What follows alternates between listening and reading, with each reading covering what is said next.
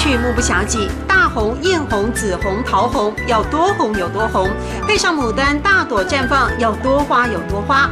过去大家叫它阿嬷花布，现在连小姐都爱。客家人就是很勤又很俭，所以把那个以前老阿嬷的传统花布留到现在都还在用。我觉得很多人的生活里面都有这块布的那个记忆。原本的客家花布是床单，是被套，更像万用包巾。就像这样3两下翻来转去，便当已经包好，是很多客家乡亲共同的儿时记忆。而这几年研发出桐花布，花布从客家图腾蜕变，多了时尚感，还发展出各式各样的创意商品。你知道吗？当这个布在机器上要印下来的时候，我站在机器底下看着那个布这样子跑，好漂亮，真是美呆了。这好漂亮，要怎么说？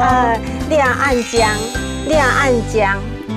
由自内心的欣赏喜爱，客家花布在这一句句“这好漂亮”的称赞声中打破藩篱，进入更多家庭，也创造了客家文化新产值。亚暗江，亚暗江。